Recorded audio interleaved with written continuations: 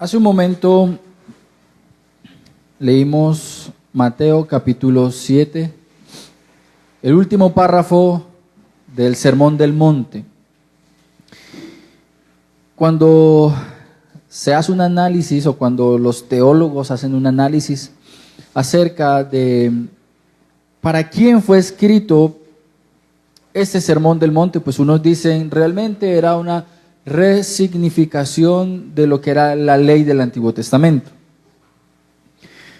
Y la razón por la cual ellos plantean la idea de una resignificación de la ley mosaica es porque plantea o retoma muchos de los mandamientos que habían sido dejados por Moisés. Hay un elemento que quizá están ignorando quienes plantean que solamente es una resignificación de la ley. Y es que el Evangelio, según Mateo, fue escrito por Mateo. Fue escrito, sí, para los judíos que todavía no habían comprendido quién era el Mesías que había muerto y había resucitado. Y se olvida que por esa razón, la audiencia original que recibió el Sermón del Monte no solamente fueron judíos que conocían la ley de Moisés, sino que había que entenderlo como la iglesia que había sido instaurada por Dios desde el momento en que el Espíritu Santo descendió sobre los discípulos, los 120, en el aposento alto. Ahora, teniendo en cuenta esto, entonces debemos concluir que todo el Sermón del Monte es una enseñanza acerca de cómo el creyente debe vivir delante de Dios. Usted allí va a encontrar por qué es que el creyente debe ser o debe vivir gozoso, y por eso tenemos las bienaventuranzas. Usted también va a encontrar allí cómo practicar una vida de piedad, y eso lo encuentra en cómo practicar el ayuno y cómo entender los pecados del adulterio, cómo entregar la ofrenda. Y en medio de todo ese recorrido de 3 capítulos, al final del Sermón del Monte, Dios lleva a Mateo a escribir una pequeña parábola. Y es la parábola de los 2 constructores. Uno construye en terreno firme y otro construye en terreno inestable. En pocas palabras, es un creyente obediente, aquel que pone en práctica todo lo que el Señor Jesús había enseñado. Ese está construyendo ¿en qué? En un terreno firme. Pero todo aquel que no atiende y no guarda la ley o las enseñanzas del Señor Jesucristo, entonces está construyendo en un terreno inestable. ¿Qué va a suceder? Va a suceder que va a llegar un momento en el cual la tempestad va a golpear la puerta, las dificultades, los momentos difíciles e incluso la duda puede llegar a la mente de una persona, y si esa persona no había usado bien su tiempo para conocer lo que Dios había dicho y para poner en práctica lo que Cristo había enseñado, entonces el pasaje dice, grande va a ser su pérdida. Grande va a ser su pérdida. No dice va a perder algo, sino grande va a ser su pérdida. Nuevamente, ¿para quién fue escrito entonces todo el Sermón del Monte y la conclusión de ese sermón? Para la iglesia. Para aquella iglesia que también en Mateo dice que Cristo iba a levantar. O sea, hoy por hoy tú y yo somos la iglesia. Voy a citar algo que dijo un autor. Y ese autor dijo que el lenguaje configura el mundo. No es un autor cristiano, es un autor secular, tiene una teoría acerca del lenguaje, tiene una teoría acerca de la comprensión del hombre en el mundo, pero él llega a la conclusión de que el lenguaje configura el mundo. Y esto de configurar el mundo tiene que ver con la manera como comprendemos las cosas, desde la manera como usamos las palabras. Ahora, Usted y yo decimos ser iglesia.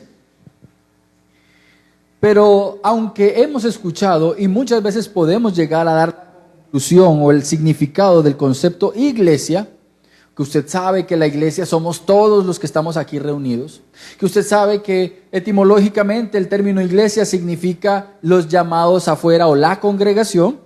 Cuando usted y yo hacemos el uso de la palabra iglesia, el uso, ojo con eso, el uso de la palabra iglesia no lo utilizamos en términos de lo que somos, sino que lo usamos en términos de lo que vamos a hacer.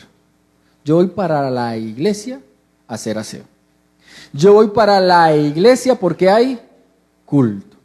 De tal manera que aunque tú y yo podamos tener una comprensión de lo que significa bíblicamente el concepto iglesia, la manera como realmente comprendemos el término no es el reflejo de lo que sabemos, porque seguimos utilizando el término iglesia en términos icónicos.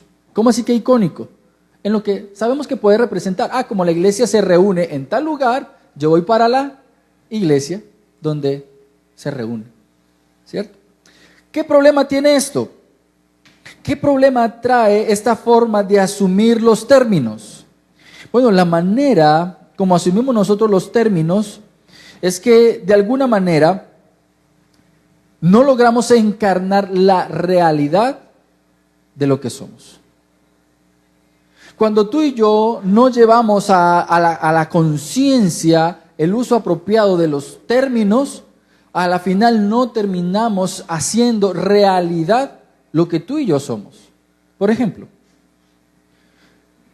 es muy distinto cuando tú y yo, reconociendo que somos la iglesia de Dios, no nos entendemos como iglesia solamente cuando nos reunimos aquí el domingo, sino que cuando tú y yo tenemos la posibilidad de llamarnos y encontrarnos en un lugar, en ese mismo lugar, no siendo la iglesia propiamente dicha, pero sí los órganos que componen la iglesia, cuando nos encontramos podemos hablar de la Escritura, podemos orar como hermanos, podemos cantar, y estoy casi seguro que aquí la mayoría de nosotros solamente cantamos canciones como las que acabamos de cantar cuando estamos acá en la iglesia, ¿cierto?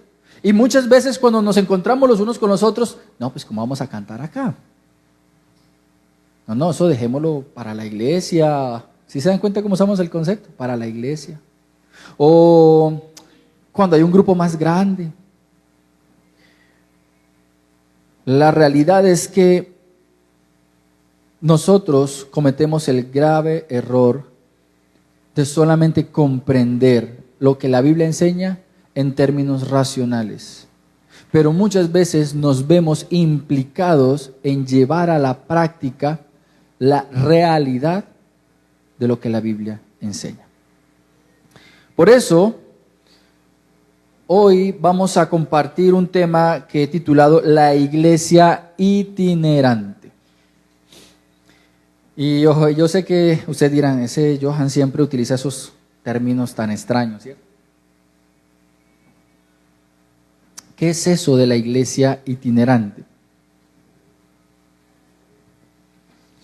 Bueno, ya sabemos que la iglesia se constituye de muchos miembros. De eso se trata la primera carta a los Corintios, cuando habla acerca de los dones. La iglesia de Dios está constituida por muchos miembros, o sea, órganos. Entonces, da el ejemplo de los ojos, la nariz, la boca, los dientes, la lengua. Para que haya una boca completa, ¿cuántos órganos necesita la boca? Si usted no tiene lengua, no habla. Si usted no tiene paladar, nadie le va a entender. Y si usted no tiene por acá una membrana que regula el paso del aire, nadie le va a escuchar. Si ese simple ejemplo de una boca que necesita muchos órganos nos lleva a comprender que tú y yo somos un cuerpo con muchos órganos, debemos comprender que tú y yo somos órganos rodantes. Y por eso el término itinerante. Una palabra o un sinónimo de itinerante es que no está en un lugar fijo por mucho tiempo. Una persona itinerante es aquel que está hoy aquí, mañana aparece por allá. Hay conceptos o hay términos que funcionan como sinónimos de itinerante, y eso sí los va a reconocer usted más fácil. ¿Por qué? Porque es más común, sino que para el título de la enseñanza no sonaba tan bonito. ¿Pero usted alguna vez ha escuchado el vendedor ambulante? Bueno, ¿qué es el vendedor ambulante? El que no tiene ¿un qué? Un lugar fijo para hacer sus ventas, sino que está caminando buscando el comprador de sus productos. Y asimismo tenemos el término ambulante en los carritos que recogen accidentados o enfermos que no se pueden mover. Entonces tenemos las ambulancias. Paradójicamente, esas dos palabras siempre están recogiendo o solucionando problemas. El ambulante, el vendedor ambulante está pescando quien necesita el producto con urgencia y que lo encuentre en el lugar donde estaba. Y de la misma manera usted y yo de pronto necesitamos una ambulancia y necesitamos que recoja al enfermo, al necesitado en un lugar específico, pero no tienen un lugar fijo. Bueno, la iglesia puede adoptar también el modo ambulante, un modo ambulante. Y cuando digo modo es que funciona tan bien o de la misma manera como funcionan los vendedores ambulantes y las ambulancias. También pueden funcionar como que aparecen en ciertos lugares, pero de una manera específica, por medio de sus órganos que también están deambulando. La iglesia de esta manera entonces tiene un lugar fijo donde se reúne para adorar, para exaltar el nombre de Dios, para predicar la palabra, para formar a los miembros de la iglesia, pero también encontramos unos mandamientos que nos llevan o nos impulsan a mirar cómo la iglesia da vistazos de luz en otros lugares, específicamente en nuestros hogares. Específicamente cuando varios hermanos se reúnen en un lugar para orar, varios hermanos se reúnen en un lugar para cantar, varios hermanos se reúnen para corregirse, para instruirse. Entonces, de eso se trata la enseñanza de esta mañana. La iglesia itinerante tiene una función itinerante. Y quiero que me acompañen por favor a Hechos capítulo 2. Y Hechos capítulo 2 solamente va a cumplir el propósito de plataforma para después identificar cómo es que tú y yo podemos llevar a cabo ciertos mandatos que tenemos como iglesia. Hechos capítulo 2 y vamos a leer del versículo 43 al 47. Y dice así: sobrevino temor a toda persona, y muchos prodigios y señales eran hechos por los apóstoles. Todos los que habían creído estaban juntos y tenían todas las cosas en común. Vendían todas sus propiedades y vendían todas sus propiedades y sus bienes y los compartían con todos según la necesidad de cada uno. Versículo 46. Día tras día continuaban unánimes en el templo y partiendo el pan en los hogares, comían juntos con alegría y sencillez de corazón, alabando a Dios y hallando favor con todo el pueblo. Y el Señor añadía cada día al número de ellos los que iban siendo salvos. Cuando usted observa el versículo 46, encontramos entonces dos maneras en que la iglesia era encontrada. Dos maneras en que la iglesia era encontrada. Y la primera forma es que dice, se reunían continuamente, ¿dónde? O día tras día, en el templo. El templo no cumplía la función que cumple hoy este lugar de reunión. Porque el templo era un lugar donde podían acercarse los judíos practicantes y aquellas personas que idolátricamente tenían como costumbre asistir a todos los templos posibles por si de pronto ese era el verdadero Dios. pero sí era el lugar que Dios había separado en Jerusalén para que todo aquel que creyera en el Dios verdadero llegara y presentara su ofrenda de adoración a Dios. La iglesia primitiva entonces utilizaba el templo para cumplir sus oraciones semanales, pero también la usaban como el lugar donde era más adecuado presentar el evangelio. Porque si tú querías predicarle a una persona que realmente tenía temor de Dios, le faltaba un elemento para realmente ser salvo: creer en Cristo. Entonces ellos iban al templo, oraban, compartían como iglesia de Dios, la iglesia de Cristo, y también predicaban. Pero si usted se da cuenta, no solamente iban al templo, y ustedes ven, por ejemplo, en el capítulo 3, versículo 1, que Pedro y Juan todavía iban al templo a ciertas horas a cumplir el tiempo de la oración, sino que también se reunían en las casas. ¿Se reunían dónde? En las casas. Para hacer dos cosas. Primero, continuar con la comunión como hermanos. Realmente a nuestra iglesia lo único que le falta es un restaurante comunitario aquí atrás para que los domingos usted no tenga que salir corriendo a hacer almuerzo, porque más de uno dice, ay, es que el almuerzo. Y entonces no podemos seguir conversando y hablando. ¿Por qué? Porque como hay que hacer almuerzo o porque nos pica el estómago, entonces ¿qué? Nos toca salir corriendo. Entonces yo voy a proponer a algún hermano que tenga un carrito por ahí de comida, que la ponga aquí afuera para que le provea alimento a los hermanos que salen corriendo a almorzar. ¿Qué es lo que nos perdemos? ¿De qué nos perdemos cuando salimos corriendo? De continuar con un momento de comunión. Ahora, ¿está mal que usted se vaya porque tiene que hacer el almuerzo? No necesariamente. Lo que sí está mal es que usted no, digámoslo así, no promueva el continuar en comunión con sus hermanos, aun cuando no nos reunimos en este lugar. Ese sí es un problema. ¿Por qué? Porque hay varios mandatos bíblicos que nos impulsan. Y cuando lo digo impulsa, estoy siendo de alguna manera indulgente con el mandato. Porque cuando es un mandato, es un mandato. Es una orden del Señor que usted y yo continuemos con la comunión, aun cuando no nos vemos en el lugar de adoración. Entonces, la iglesia primitiva nos plantea a nosotros un ejemplo de cómo mantener la comunión como hermanos, de cómo ser iglesia, aun cuando no estamos reunidos en el lugar de adoración.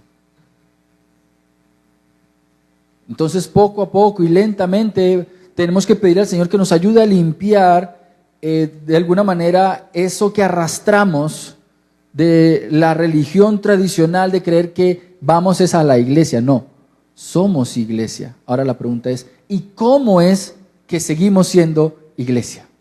¿Y cómo es que practicamos el ser iglesia?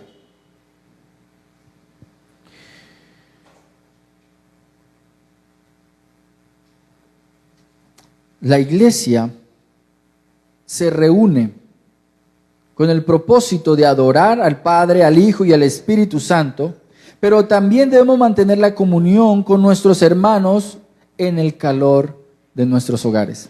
Yo tenía la idea de proyectar la imagen que salió, recordándole o invitando a las personas que visitan nuestras redes sociales, porque en la imagen que salía de la historia de las redes, era un grupo familiar, diferentes colores de personas, mirando o mirándonos, ¿cierto? Cuando llegan a su casa, entonces ahorita van y miran la foto.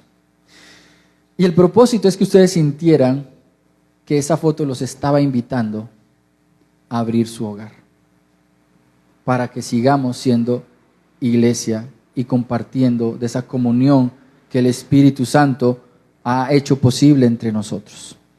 Teniendo en cuenta esto, vamos a revisar 5 prácticas que nos impulsan a mantener la comunión y el amor como iglesia. 5 prácticas que nos impulsan a mantener la comunión y el amor como iglesia. Y aunque muchas de estas prácticas las podemos ejercer, o algunas de estas prácticas las podemos ejercer dentro de la iglesia, va a ser imposible que las cumplamos todas dentro de la congregación, dentro del lugar donde nos reunimos. La mayoría de estas prácticas que son ordenanzas, vamos a tener que disponernos para abrir también nuestros hogares. Entonces, vamos a ir revisando cada una de estas ordenanzas y prácticas que han sido entregadas para nosotros como hijos de Dios. Y vamos a ver la primera. La primera dice así: recibirse los unos a los otros. Recibirse los unos a los otros. Y vamos a ir a Romanos capítulo 15, versículo 7. Realmente vamos a ver dos pasajes, pero ambos están allí en Romanos, entonces espero que usted no se pierda. En Romanos capítulo 15, versículo 7, la palabra del Señor nos dice así: por tanto, aceptaos los unos a los otros, como también Cristo nos aceptó para gloria de Dios. Y ese es el versículo que tenemos en mente. El mandato es un imperativo, aquí dice, aceptaos los unos a los otros. Pero entonces siempre la pregunta que nosotros nos hacemos es, ¿y eso qué significa? ¿Qué significa aceptarse los unos a los otros? Pues vamos a leer del versículo 1 en adelante. Y dice así: así que nosotros los que somos fuertes debemos sobrellevar las flaquezas de los débiles y no agradarnos a nosotros mismos. Cada uno de nosotros agrade a su prójimo en lo que es bueno para su edificación. Pues ni aun Cristo se agradó a sí mismo, antes bien, como está escrito, los vituperios de los que te injuriaban cayeron sobre mí. Porque todo lo que fue escrito en tiempos pasados, para nuestra enseñanza se escribió, a fin de que por medio de la paciencia y del consuelo de las Escrituras tengamos esperanza. Y que el Dios de la paciencia y del consuelo os conceda tener el mismo sentir los unos para con nosotros conforme a Cristo Jesús, para que unánimes a una voz glorifiquéis al Dios y Padre de nuestro Señor Jesucristo. Versículo 7. Por tanto, aceptaos los unos a los otros. En otras versiones, el término es recíbanse los unos a los otros. Y la implicación primaria la encontramos en que el fuerte debe aceptar al débil y el débil debe aceptar ¿al qué? Al fuerte. ¿Fuerte en qué sentido? ¿Fuerte en qué sentido? Bueno, el capítulo 14 lo deja ver. Acepta al que es débil en la fe. Y está en un contexto de aquellos que todavía no tienen la libertad que la gracia otorga, pero entonces eso se puede ampliar en términos dogmáticos a la idea de aquellos que tienen fundamentos fuertes, aquellos que han estudiado, se han preparado, tienen un conocimiento de las Escrituras, versus aquellas personas que todavía son jóvenes en la fe o niños en la fe, o aquellas personas que traemos y arrastramos cierta concepción de las doctrinas que no nos dan ni libertad, ni nos dan seguridad en cómo vivir como cristianos. Entonces ahí tenemos una distinción entre los fuertes en la fe versus los débiles en la fe. Y a veces siento que no somos lo suficientemente humildes y pacientes entre los que tenemos alguna formación y conocimiento teológico y aquellos que todavía no tienen una formación o que su mente no está lo suficientemente ampliada como para conocer lo que la palabra de Dios enseña. El mandato bíblico aquí es aceptaos los unos a los otros con un propósito. No es porque sí, porque bueno, me lo manda. No. Si usted mira el versículo 1 y versículo del capítulo 15 es muy claro. Nosotros los que somos fuertes debemos sobrellevar las flaquezas de los débiles y no agradarnos a nosotros mismos. Ay, como usted no entiende, ¿sabe qué? Vaya y estudie usted solo. Porque qué pereza estar uno ahí dándole y dándole siempre a lo mismo, ¿cierto? Bueno, el llamado bíblico es a la humildad, a la sencillez y a no qué, dice aquí, a no agradarnos a nosotros mismos, sino que por el contrario, que agrademos a nuestro prójimo en lo que tiene que ver con su edificación.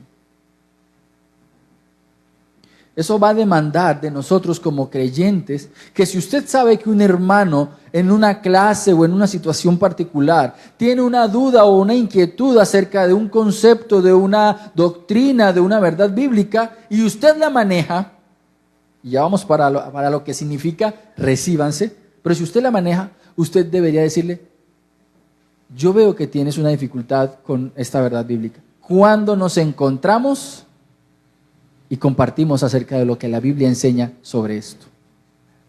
¿Lo vas a poder hacer dentro de la iglesia? ¿Dentro del culto de adoración? No, no va a haber espacio, obviamente. No va a haber espacio. No vas a tener la posibilidad de separar ese tiempo para poder orar juntos con tu hermano y decir, vea, vamos a mirar versículo tras versículo lo que la Biblia enseña acerca de ese tema. Tienes que separar un momento entre semana para poder alimentar y fortalecer a tu hermano débil en la fe. ¿Qué significa recibirnos? ¿Qué significa recibirse? La palabra original significa tomar para sí mismo. En ese caso, yo tengo un vaso en mi mano y yo lo he tomado ¿para qué? Para mí mismo. También significa asumirme como guía. Si tú sabes algo que el hermano no sabe, ¿qué tienes que hacer? Te asumes como aquel instrumento que puede ser útil y que es útil en las manos del Señor para fortalecer a tu hermano en la fe. Ese mismo término, recibirse, significa admitir una amistad dentro de la congregación. Y aquí es un elemento que quiero que quede claro. Todas las características y todo lo que hemos planteado acerca de cómo practicar el amor como creyentes, ya esa sería la cuarta enseñanza. En primer lugar, son mandatos de la iglesia para la iglesia. De la iglesia para la iglesia. Y hay un principio básico para eso, no es que seamos elitistas o seamos separatistas o estemos creando una secta. No, eso de principio lo encuentran ustedes en Juan capítulo 15, porque Juan capítulo 15 enseña que el mundo nos odia porque no somos del mundo, por lo tanto ustedes como hijos de la luz, ámense los unos a los otros. No significa que usted va a ser siervo del incrédulo, a menos que el incrédulo esté recibiendo el evangelio, que es lo que realmente necesita. Pero en cuanto a la iglesia, como iglesia que somos, nosotros debemos estar a toda hora diciendo o teniendo un letrero en nuestra mente, aquí en la frente que diga, se admiten amistades, se admiten amistades. ¿Ustedes han visto que hay letreros que dicen por ahí, necesitamos trabajador? Entonces todo el que llegue allá, si sabe barrer y trapear, entra al trabajo. Usted debe tener aquí en su frente un letrero que diga, se admiten amistades. Y no lo vas a rechazar porque sea negrito, no tenemos algo de qué hablar, es muy mayor, es muy joven. No, lo que vas a identificar es cómo puedes ayudar a tu hermano a crecer en su fe. Y eso es lo que significa recibirse. Y obviamente vamos a tener que luchar con un problema en nuestro corazón. Porque el problema en nuestro corazón radica en que no hicimos match. Qué pena ahí usar un término tan contemporáneo. No hicimos clic. No, tampoco funciona, ¿cierto? No nos entendemos. Es que como que la generación entre uno y lo otro, o él estudió una cosa y no habla lo mismo que yo. No hay excusa para que tú y yo no adoptemos una postura de comunión. Si somos iglesia, debemos trabajar por mantener la unidad, por promover la comunión. Y mis queridos hermanos, yo sé que a muchos no nos gusta que corrijan ciertas actitudes y ciertas prácticas. Pero si a ti te da dificultad entablar una relación de amistad con un hermano de tu congregación, estás en pecado. Porque no vas a poder llevar a la práctica el mandato de amarse los unos a los otros. Simplemente planteen el orden lógico del mandato versus cómo se tiene que ver ese mandato en la práctica. ¿Cómo vas a decir que amas a alguien con quien ni siquiera le das un saludo? Lo primero que tenemos que pedirle al Señor es que derribe nuestro orgullo.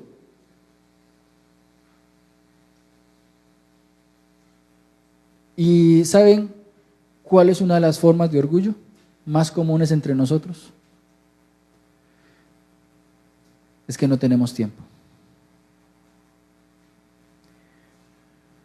El problema es qué vamos a hacer tú y yo cuando Dios nos llame a cuentas y estás delante de Dios y has sido salvo y Dios te diga, tuviste como mayor riqueza el compartir con personas que no eran creyentes en el ámbito laboral y salías con ellos a comer y salías con ellos a dialogar y no les predicaste el evangelio y habían personas dentro de la congregación que necesitaban de tu conocimiento y no tuviste tiempo.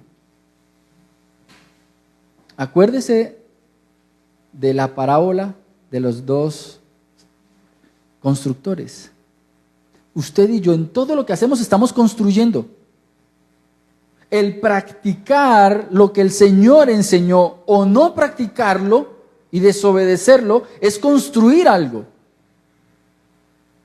Y cuando llegue el momento en el cual se muevan los cimientos para ver la naturaleza de nuestras obras y decisiones, ¿qué va a quedar? ¿Qué va a quedar?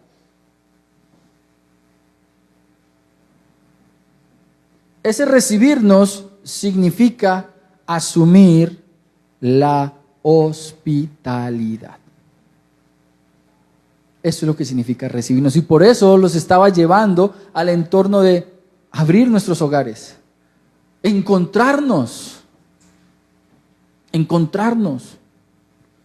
Tú debes aprender a cargar a tu hermano. Tú debes aprender a asumir la necesidad de tu hermano como tu necesidad. ¿Tú quieres que esta iglesia sea fuerte? Lo voy a cambiar. ¿Quieres ser fuerte como iglesia? Ayuda al más débil a crecer. Ayuda al más débil a crecer. El cristiano debe ser humilde y amoroso para poder cumplir con este mandato. Bajar la guardia para con quienes parece que somos diferentes. Recibir las opiniones y consejos. Escucharlos. ¿Qué espacios tenemos tú y yo para escuchar opiniones y consejos? ¿Promueves esos espacios? ¿O eres autosuficiente en tu manera de pensar? Y permitir que el cuidado y la preocupación de los otros alimente nuestra hermandad. Alimente nuestra hermandad. ¿Usted sabe por qué es que muchas veces tú y yo no sabemos por qué los hermanos no vienen a la iglesia un domingo? Muchas veces no lo sabemos, es porque no nos hemos preocupado por entablar una relación de amistad. Así de sencillo. No nos preocupamos, no nos interesa.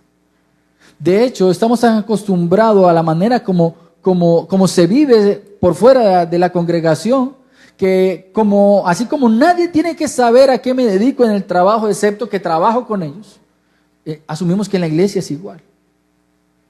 Y eso no es lo que la Biblia enseña. La Biblia enseña que tú y yo debemos conocernos para saber cómo ayudarnos. Debemos conocernos para saber cómo orar por el otro. Y debemos generar la confianza del uno por el otro, de tal manera que cuando alguien falte en la congregación, tengamos una idea del porqué de las cosas.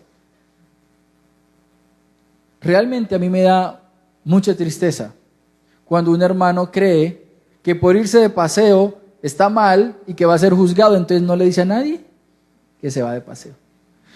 Da la casualidad que de pronto en el paseo hubo un accidente, murió alguien, y entonces nos tenemos que enterar que ¿qué? Ay, es que se fueron de paseo y nadie nos dijo nada, no había la confianza, no había... Y pasó algo. Ya no está con nosotros el hermano fulanito de tal. Y el hermanito fulanito de tal está hospitalizado. ¿Y por qué? Porque sufrió una enfermedad, pero nadie lo supo. ¿Por qué no lo sabíamos? Porque nunca entablamos una relación de amistad y de amor con los hermanos. ¿Saben por qué? Porque nosotros hemos sido lo suficientemente ególatras como para preocuparnos por el otro.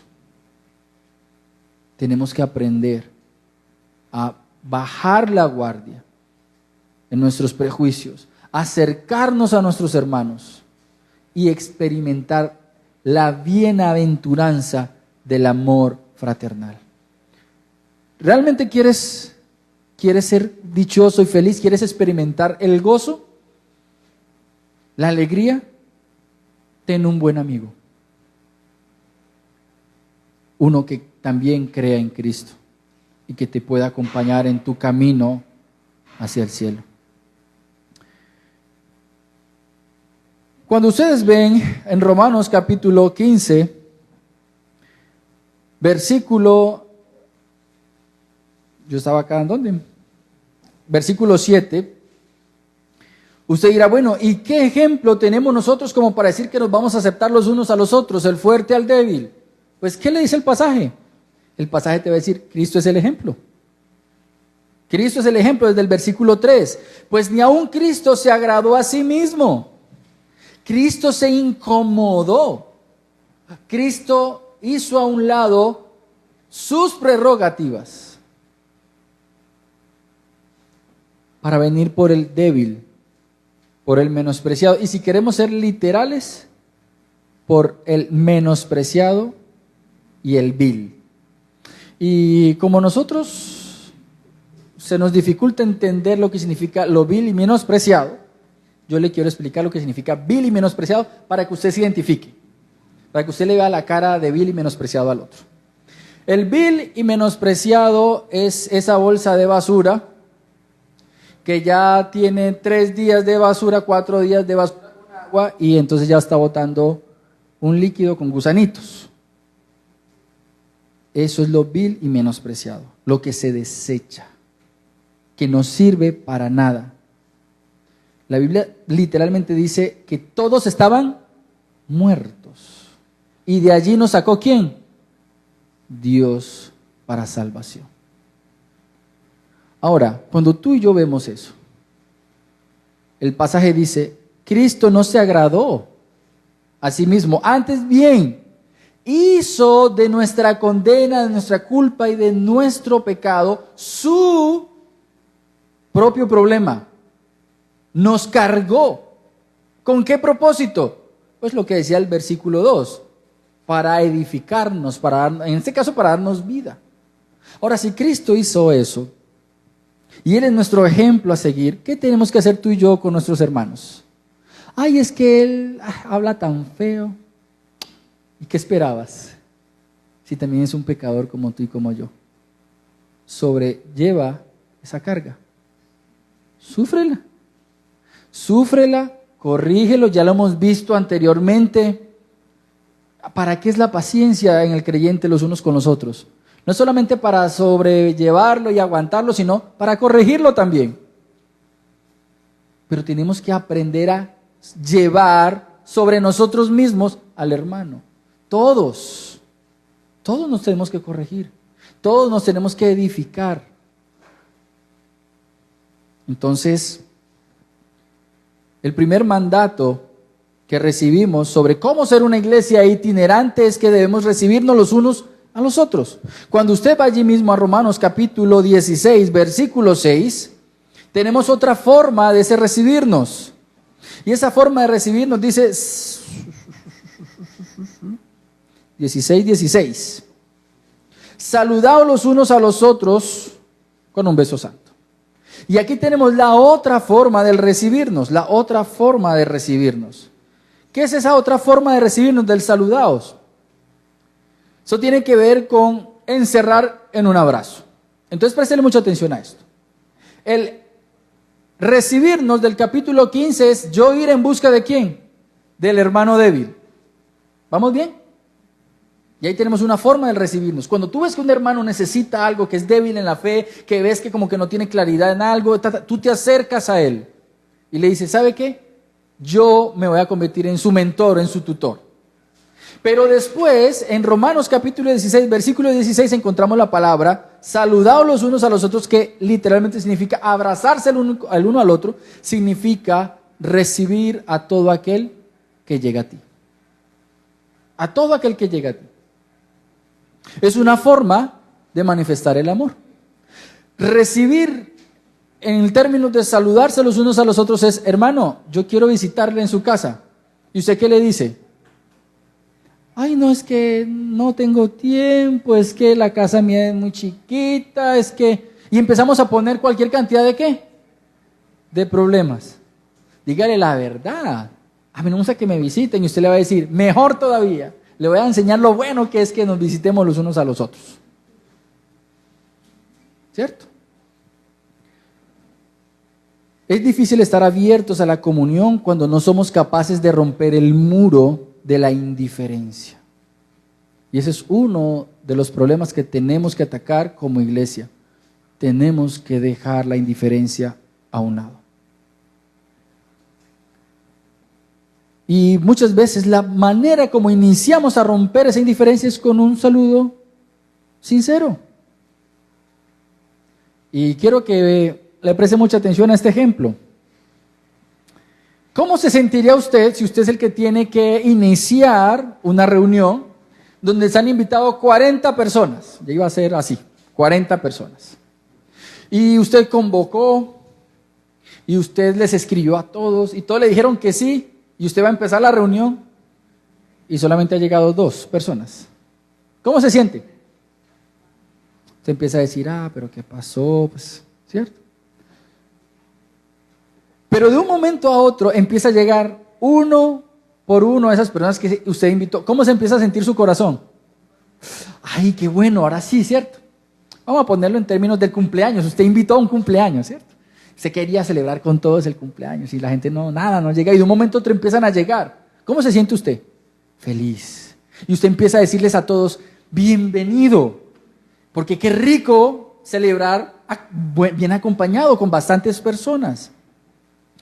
Eso es lo que significa el saludarse aquí los unos a los otros. Te alegras de que tu hermano esté aquí contigo. Te alegras de que tu hermano ha invitado a una comunión con él y se le recibe esa invitación.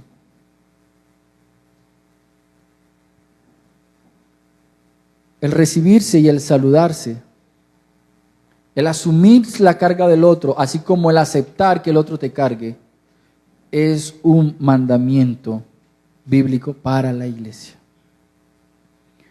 Ambas acciones demandan una determinación voluntaria por hacer la ordenanza. Y aquí no es que el otro te obliga. Aquí no es que tú dices, bueno, está bien, yo lo hago. Aquí es que tú te determinas como creyente individual que ha creído en Cristo a amar a tu hermano en esta forma tan básica como recibirse los unos a los otros. Entonces, recibirse es un llamado a buscar y hacerse cargo del hermano. Saludarse es un llamado a estar abierto al hermano que se acerca a nosotros. Ahora bien, partiendo de lo que significa o de una de las formas en que encontramos ese recibirse los unos a los otros, pasamos a nuestro segundo mandato. El segundo mandato es ser hospitalario. Ser hospitalario. También en términos bíblicos, es un mandato de la iglesia para la iglesia. Y eso lo encuentran ustedes en Primera de Pedro, capítulo 4, versículo 9. Primera de Pedro, capítulo 4, versículo 9. Sed hospitalarios los unos para con los otros sin murmuraciones. Yo sé que algunas veces usted y yo respondemos a una invitación o a una insinuación de una visita como, ay, pero, y tiene que ser en la casa, ¿cierto? ¡Qué pereza! Bueno, ese y tiene que, y ese intentar eludir la invitación, la encuentra usted al final del versículo 9. Porque el versículo 9 dice, sin murmuraciones. La murmuración aquí no tiene que ver con hablar mal del otro. Y quería empezar por ahí. Aquí la murmuración, esa palabra, tiene que ver con rezongar. Eso es lo que se traduce literalmente ahí en el original, rezongar. ¿Eso qué es? Cuando usted hace en una actitud supremamente espiritual, ¿cierto? En esos días hicimos un comentario acerca de, vamos a hacer la reunión X en la casa de fulanito. Y esa persona dice, ay, no, a mí no me gusta. Porque es que si van a mi casa, tengo que servir. Eso ya es una murmuración. Es un plantarse en el terreno de no crecer o tomar o asumir una postura fácil. ¿Y saben qué? La Biblia enseña que el cristianismo, el creer en Cristo con todas sus implicaciones, es para valientes. ¿Usted alguna vez ha escuchado que la vida cristiana es para valientes? ¿Y a usted le parece que es muy valiente recibir a los hermanos en su hogar? Yo les digo que sí. Porque cuando usted abre su hogar, está abriendo prácticamente sus secretos. Pero si usted no abre sus secretos, sus hermanos, ¿qué? No van a poder ayudarte en lo que tú necesitas crecer. Pero bueno, estamos en la hospitalidad, ¿cierto? Vamos a ver lo que dice entonces la hospitalidad. La hospitalidad tiene que ver, o mejor dicho, el concepto de hospitalidad es el filoxenoi,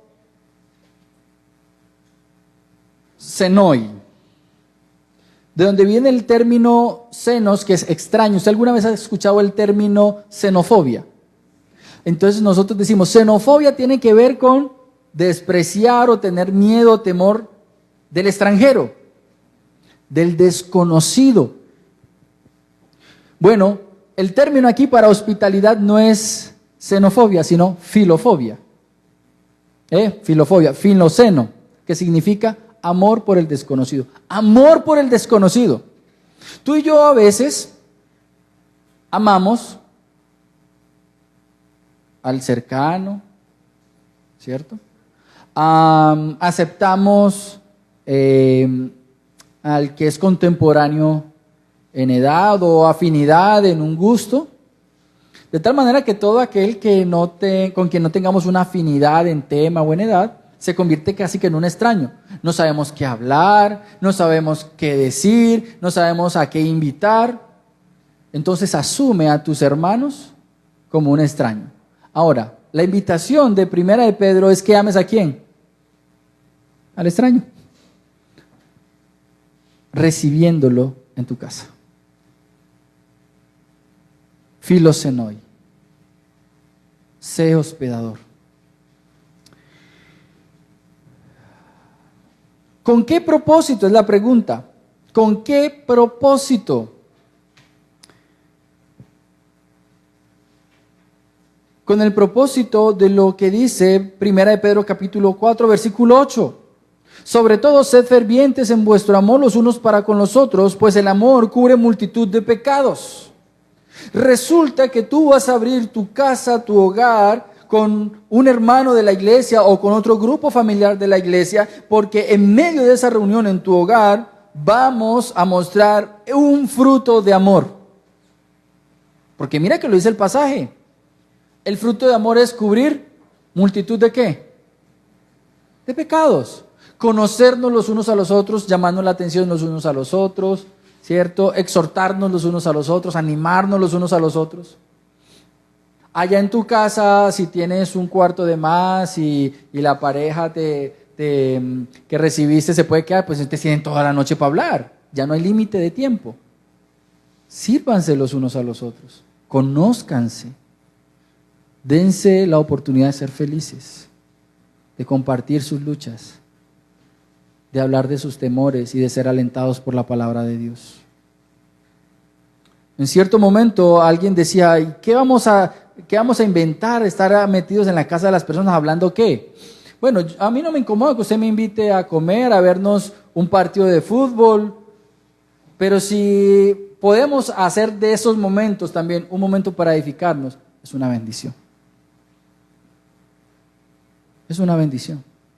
Cuando usted en el núcleo de su hogar puede abrir la Biblia con un hermano de la iglesia y compartimos este pasaje. Y salimos de muchas dudas. Nos podrían dar las 2 de la mañana hablando de temas bíblicos. Y podría ser muy feliz. ¿Por qué no quieres ser feliz? ¿Por qué no tienes temas para compartir cuando tus hermanos te visitan? Posiblemente nos falta amor. Pero la ordenanza en 1 de Pedro capítulo 4 versículo 9 es ser hospitalario. ¿Ser qué? Hospitalario. Abre tu hogar. Y cuando tu hogar se abre y recibes a un hermano de la iglesia, entonces la iglesia ha adoptado una forma itinerante. Porque si te das cuenta ya nos están recibiendo ¿dónde? En el lugar donde normalmente nos reunimos. Sino que ha llegado como una ambulancia a un lugar para resolver dudas, inquietudes, orar los unos por los otros, leer la palabra los unos por los otros. Puedes visitar a un vecino y de pronto el Señor te usa para que por medio de la explicación de la palabra en ese momento el vecino escuche del evangelio, crea en Cristo y sea salvo. Iglesia itinerante. Es un chispazo de lo que es la iglesia en un lugar determinado. Es una pequeña estrella fugaz allá que se iluminó en el momento en que 2 miembros o un grupo de miembros de la iglesia se reunieron.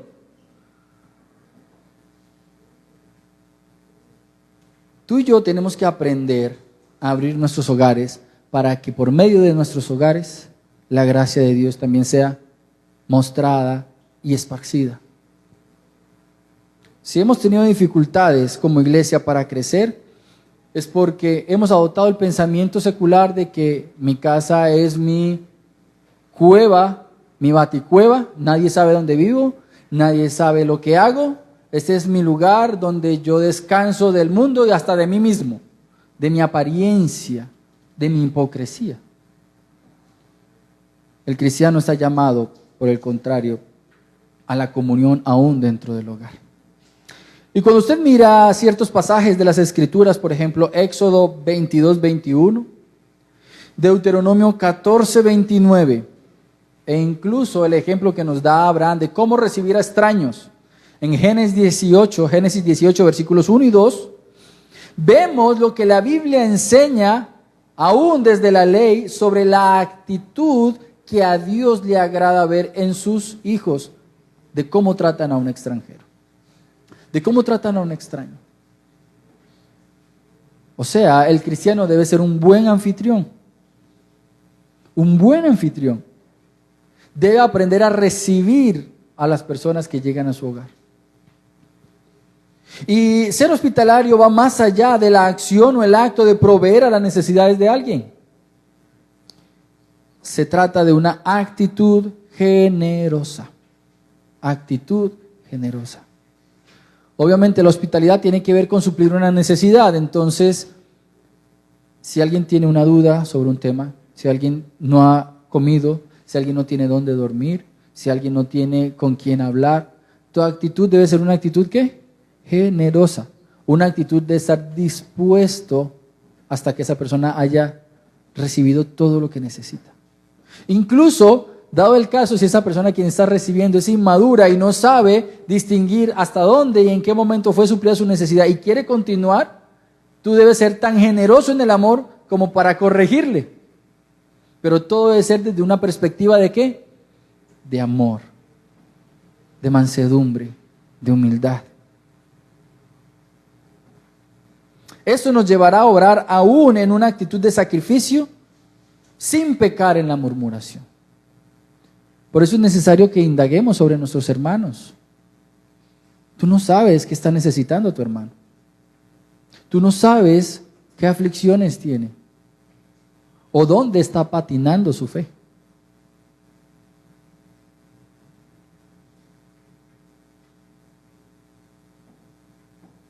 Cuando un hermano quiera o necesite visitarte, ábrele las puertas de tu casa, comparte alimento con él, escúchale y oren juntos. Que no sea una visita superficial, que sea el centro de tus reuniones, de tus encuentros, la palabra de Dios, la oración, el ser edificados los unos con los otros. Eso es lo que bíblicamente se entiende como ser hospitalario. Vamos a el tercer mandato de una iglesia itinerante. ¿Usted alguna vez ha escuchado que desde su ventana suena por allá un zapateo, 1, 2, 3, 4, y empieza un mariachis a tocar? Y todo el mundo se entera que ¿qué? Que hay un conjunto de mariachis tocando. O cuando llevan el conjunto vallenato y todo el mundo se entera que allá están ¿qué? Por eso, en términos seculares, están de parranda. ¿Cierto? Por el contrario, yo desde mi casa escucho, todavía no he resuelto si son una iglesia pentecostal o si es un grupo de católicos carismáticos.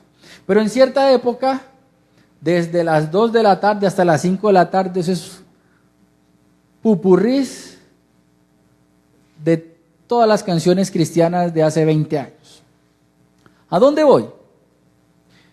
Cuando usted escucha música, usted sabe que algo está pasando. Algo está sucediendo. ¿Cierto?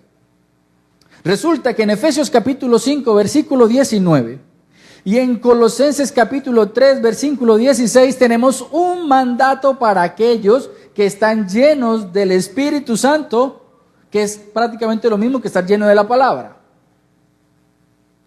Y el mandato que encontramos aquí es: canten. Canten. Y no solamente canten, sino que hay varios términos, uno es alabar y otro es cantar. Entonces vamos a resumir ese tercer mandato como cantar alabanzas. Y ese cantar alabanzas en original era entonar palabras de agradecimiento a Dios con instrumentos. O sea, voy a abrir una academia para que todos ustedes entren a estudiar un instrumento para que cumplan el mandato, ¿les parece? Tienen que tocar un instrumento. Bueno, pero el mandato real es: canten. Cada cuanto usted de su corazón expresa cánticos de alabanza al Señor. Y vamos a entender el concepto de alabanza desde la perspectiva más sencilla. No es cantar por cantar. La alabanza siempre es el resultado, óigalo muy bien. La alabanza es el resultado de entender una verdad acerca de Dios y su obrar. ¿Qué es la alabanza? El resultado de mis labios después de entender quién es Dios y cómo obra. Eso es alabanza. Por eso en muchos salmos usted encuentra que al final de muchos salmos encontramos el término aleluya. Porque con esa palabra se quería decir, y lo que no pude expresar con palabras lo termino diciendo: alabado sea Dios. Eso es lo que significa aleluya. Alabanzas al Señor, reconociendo lo que Él es y lo que Él ha hecho. Y si ustedes se fijan entonces en Efesios capítulo 5, versículo 19, tenemos ese mandato. Y si es un mandato, ¿qué hay que hacer? Entonces, en estos días una hermana de la congregación me dijo: Johan, ¿usted me puede mandar una lista con las canciones que cantamos en la iglesia. Yo le dije, escríbale a Juan que él tiene el listado de todas las canciones, él le manda los nombres y hasta las tonalidades. Porque es importante que usted conozca también las canciones que entonamos. ¿Quién quita que un día yo le llegue allá con una guitarra y le diga, cantemos? Y entonces todo el barrio va a decir, ¿qué está pasando allá? Y la gente va a decir, mínimo, son cristianos o evangélicos. ¿Cierto que sí? Y en esa experiencia de cantar alabanzas al Señor, se va a manifestar un modo de la iglesia itinerante. Aquellos que se reúnen, ¿para qué? Alabar a Dios. Créeme que si no haces de la alabanza a Dios un hábito como cristiano, cuando estás bien, va a ser muy difícil que alabes a Dios como lo hizo Pablo en la cárcel. Y todos nosotros decimos, ay, tan lindo Pablo, vea, ese hombre entraba a la cárcel y alababa a Dios. Si alababa a Dios en la cárcel, también lo alababa cuando estaba libre. Ahora, ¿tú alabas a Dios cuando estás libre? ¿Es tu experiencia de gratitud a Dios alabar a Dios cuando estás bien? ¿O no? Cuando estás bien, prefieres poner música normal, secular, y cuando estás mal, entonces empiezas a cambiar la emisora. A ver si el Señor me favorece si escucho música cristiana.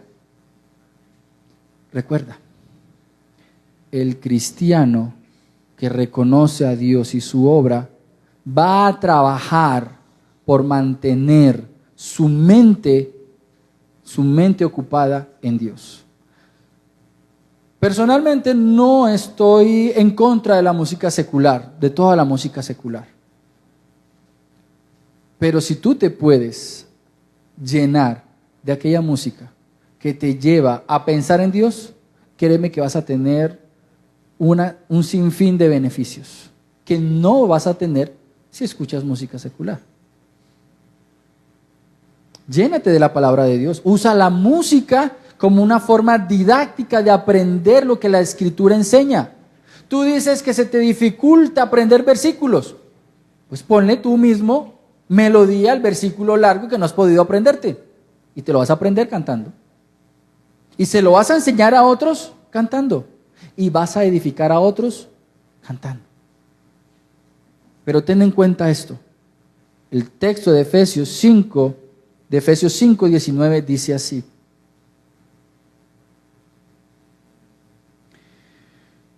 Hablando entre vosotros con salmos, himnos y cantos espirituales, cantando y alabando con vuestro corazón al Señor. Ahora, interesantemente dice, no dice habla con salmos, himnos y cánticos, sino hablando entre quiénes. Ahora, ¿cómo es que vas a llevar a la práctica cantando entre vosotros, hablando entre vosotros? ¿Creen que solamente aquí, en la reunión y culto de adoración? También puede ser cuando ¿qué? Cuando nos reunimos los unos con los otros en nuestros hogares. Ay, es que yo canto como un gallo desafinado, pero canta. Yo he escuchado gallos que cantan al mediodía, ese sí está bien perdido, y aún así canta. Cantemos nosotros también. Es una forma de promover la gratitud en nuestro hogar y con nuestros hermanos. Cuarto mandato, alentarse unos a otros, alentarse unos a otros. Les voy a dar 4 pasajes, vamos a mirar uno solo. El primer texto es de 1 Tesalonicenses 4:18, para que lo escriba allí quienes está tomando apuntes. 1 Tesalonicenses 4:18. El segundo pasaje es 1 Tesalonicenses 5:11. Hebreos 3:13 y Hebreos 10:25. ¿Cuál es la relación que hay en estos 4 pasajes? Que es el mismo mandato, aunque en nuestras traducciones aparecen palabras distintas. En unos aparecen alentaos, en otro dice animaos y en otro dice exhortar. Pero las 3 palabras en los 4 versículos tienen el mismo término en el original. paracaleo. ¿Y eso qué significa? Es una súplica. Es una súplica. Alguien que se hace a tu lado y te dice, no pares. Sigue orando. No dejes de leer la Biblia. Pero el tono es de súplica. Súplica. Eso es lo que dice el pasaje. Vamos a leer 1 Tesalonicenses 4:18. Y dice así: por tanto, confortaos unos a otros con estas palabras. El pasaje de 1 Tesalonicenses, como ya ustedes lo saben, toda la carta tiene que ver con una iglesia que no tenía más de un año de haber sido conformada y estaba padeciendo persecución, y muchos de ellos estaban sintiéndose débiles en la fe. Y Pablo lo que les ordena es, deben alentarse los unos a los otros, deben animarse los unos a los otros, deben hacerlo.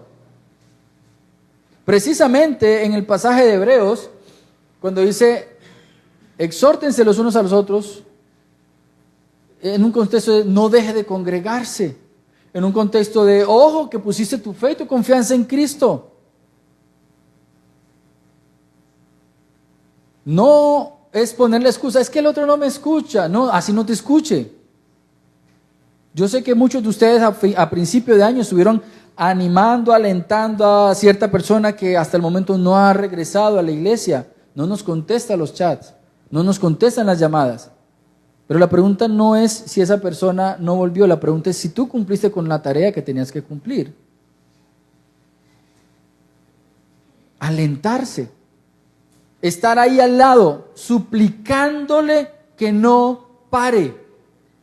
Es como si Dios estuviera usándote a ti para que cumpla la función de empujar al hermano en amor. ¿Por qué es necesario que tú y yo supliquemos a nuestros hermanos que no paren, que sigan firmes, que sigan estudiando, que sigan leyendo, que sigan orando, que no dejen de formarse? Juan 15, versículos 18 y 19 nos enseña que el mundo nos aborrece. Santiago 1, versículos 2 al 3 dice que sufrimos diversas pruebas. ¿Y qué pasa cuando hay pruebas? Empiezas a utilizar un esfuerzo más allá de lo normal, pero también te empiezas a agotar. Y entonces cuando tú te agotas, es necesario que otro hermano se ponga a tu lado y te ayude a sobrellevar ¿qué? Esa carga. Entonces, en el ejercicio de alentarse los unos a los otros, en ese ejercicio de rogar los unos por los otros para que no mengüen en su esfuerzo y en su fe, tú y yo tenemos que escuchar al hermano primeramente. Escucharlo. Acuérdate lo que enseña Santiago. A veces somos muy dados a hablar. Proverbios dice, escucha, lentos para la palabra, y más bien escuchemos al hermano. Cuando tú tengas todo el panorama completo, entonces aliéntalo, dice el pasaje. Vas a identificar dónde están sus problemas, dónde están sus dificultades, dónde va a tener sus problemas de fundamento teológico, pero lo vas a alentar. Ese es el llamado. Paracaleo. Júntate con tu hermano y anímalo. Y quinta ordenanza, Hebreos 10, 24. En Hebreos 10, 24 encontramos una ordenanza que es muy bonita. Dice así: y consideremos cómo estimularnos unos a otros al amor y a las buenas obras. Consideremos cómo estimularnos unos a otros. El mandato es estimularnos los unos a los otros al amor y a las ¿qué? Y a las buenas obras. ¿Qué significa estimular? Incitar. Ahora, le voy a poner dos ejemplos de incitar. Si Dios lo permite, de aquí a 3 semanas, Jacobo nace. Y Jacobo no va a querer llorar. ¿Usted sabe qué hace el doctor para saber si el niño está vivo o no? Lo incita a cantar. Lo impulsa a demostrar que está ¿qué? Vivo. Lo incita. Otro ejemplo. En las cirugías de corazón abierto, cuando tienen que quitar un corazón y poner otro corazón, o cuando lo sacan mientras están haciendo algo y vuelven y lo ponen, a veces el corazón toca darle unas palmaditas, ¿cierto? Para que él empiece otra vez a bombear. ¿Qué está haciendo ahí el doctor cuando golpea el corazón? Lo incita, lo estimula, ¿cierto? Resulta que la Escritura nos dice a nosotros, a partir de Hebreos 10, 24, que tú y yo debemos considerar cómo estimularnos.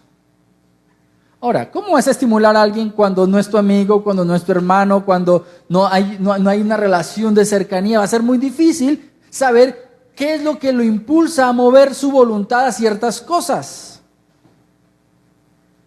Tienes que conocer a tu hermano para saber cómo estimularlo. Lo interesante es que esta palabra es rarísima aquí en la Biblia y normalmente lo raro de esta palabra es que se utilizaba para promover el enojo en otros. Y creo que usted sí sabe cómo hacer enojar a alguien, ¿cierto? Usted quiere que esa persona se enoje para que usted pueda salir a hacer alguna vuelta, alguna diligencia. Usted le dice, es que usted siempre hace lo mismo. Y ya usted sabe que con esa frase el otro se va a enojar. Entonces, cuando usted utilizaba esa palabra, en la antigüedad eso significaba incitar. Tenía una connotación negativa. Pero en el pasaje de Hebreos, ese incitar no se utiliza para el mal, sino para la edificación. ¿Cómo incitamos a nuestros hermanos al amor y a las buenas obras? Es la pregunta. Lo primero es hacer lo mismo que yo estoy haciendo en esta mañana. Abrir las Escrituras. Porque tú y yo no tenemos el poder para mover a nadie. Es la Escritura la que ¿qué? La que transforma nuestra mente y nuestro corazón. Pero de ahí para allá no va a ser suficiente de pronto con que tú digas, mira que la Biblia lo enseña. Otra forma de incitar el amor y las buenas obras es tu ejemplo. Y de ahí el papel y el rol de los maduros en la fe. ¿Se acuerdan que volvemos otra vez a Romanos? Los fuertes con los ¿qué? Con los débiles. Lo estás incitando desde tu ejemplo, desde tu amor. ¿Cómo es que se hacen las cosas? Desde el ánimo y el acompañamiento. No desde la alcahuetería, sino desde los fundamentos bíblicos que tenemos para guiar a una persona a amar. Primero. Y lo interesante aquí es que el amor está en función de hacer el bien al otro. Lo primero que tú y yo debemos incitar en nuestros hermanos es a negarse a sí mismo y a aprender a adoptar una actitud de sacrificio. Eso es amar. Pero lo segundo es, debemos incitarlos a las buenas obras. ¿Y cuáles son las buenas obras aquí? No estamos hablando de moral. Estamos hablando de aquello que agrada a Dios. Estamos hablando de aquello que está en relación con el mandato bíblico. Eso es las buenas obras.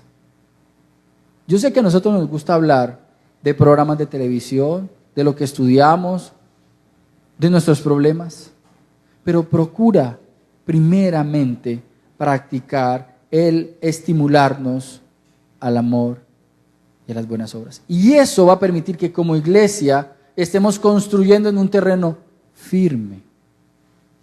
Un terreno firme. Alentarnos, estimularnos, visitarnos, orar los unos por los otros. Mis hermanos, la invitación en esta mañana entonces es a que edifiquemos bajo los fundamentos de lo que la Escritura enseña, de lo que el Señor Jesús nos enseñó. A veces tenemos poco para decir, porque tenemos poca cosa en nuestra mente. empieza a leer la Escritura y vas a ver que Dios te va a usar. Derriba todos esos argumentos que tienes en tu mente acerca del por qué no te acercas a un hermano. Derríbalo y ama. Y vas a ver cómo vamos a experimentar el gozo que viene en obedecer y poner en práctica la palabra de Dios. Vamos a orar. Señor, gracias te damos por tu palabra. Y gracias te damos porque en ella encontramos mandamientos y ejemplos de cómo ser una iglesia bíblica. Y de cómo ser una iglesia itinerante. De cómo ser y manifestar la obra que Dios ha hecho en cada uno de nosotros, no solamente en el lugar donde nos congregamos semanalmente, sino también dentro de nuestros hogares, que al poner en práctica tus ordenanzas, el testimonio de lo que tú haces en nuestra vida, llegue a otras personas y tengamos la oportunidad para hablar abiertamente del Evangelio y según tu voluntad puedas salvar a todas aquellas personas que están rodeando nuestro círculo cercano, nuestros familiares y nuestros vecinos. Que realmente, Señor, esa obediencia a la hospitalidad, al sobrellevarnos los unos a los otros, sea más que el cumplimiento de una ordenanza, sino que sea la manifestación de la gratitud que hay en nuestro corazón y el sacrificio de un obediente creyente que desea agradarte a ti. Te lo pedimos, Padre, en el nombre de Cristo Jesús. Amén.